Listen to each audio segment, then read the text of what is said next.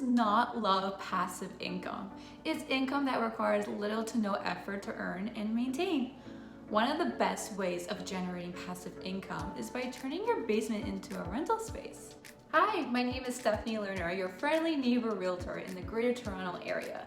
If you are new to my channel, in my videos, I'm always bringing value by simplifying the hard stuff when it comes to buying and selling real estate.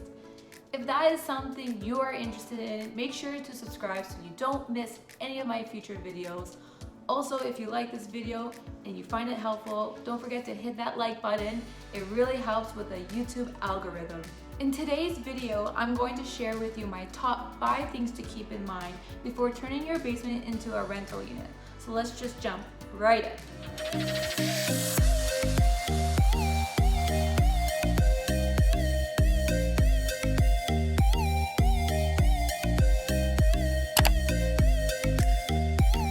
Number 1, building code. The direction you want to take your income property is entirely up to you, and there are a lot of options out there. The very first thing you should consider is the zoning permissions in your municipality. You want to make sure your home meets those legal requirements, and every area has their own particular rules and requirements, so just make sure you check that out. You will also want to inspect your space for potential hazardous materials and water problems. Number 2, doors and windows. Unless you're okay with tenants or guests waltzing through your personal space, you'll want to add a secondary entrance to your basement.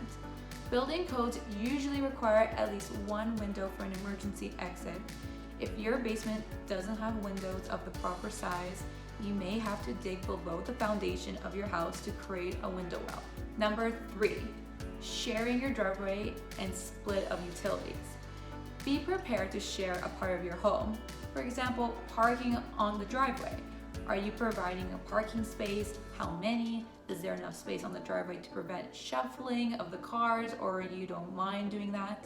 And so for utilities, you can decide whether you'd want to charge for utilities or not.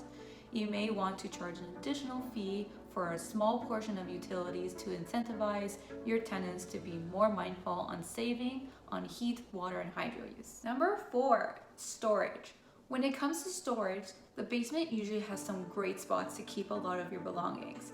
To avoid losing out on this storage space, consider turning your garage into a more organized space by building shelves and cupboards to easily stack and store a lot of your stuff. Anything else that you're thinking that you'd rarely need to get to, perhaps you can still get a storage room in your basement that you can easily lock up. Number 5, how to screen for a great tenant. It is super important, especially if you are living just above. You want to find the right tenant that you are happy with. You don't need to become best friends, but you definitely want to make sure you guys get along. Asking the right questions is the first and most essential step to a great tenant background check. Before you meet tenants face to face, you will likely talk to them over the phone. This is an opportunity to pre-qualify them. It's also important to not assume anything about a tenant from the way they come across over the phone. Remain objective while asking your questions. It's always helpful to be genuinely curious about a prospective tenant while simultaneously looking out for any inconsistencies.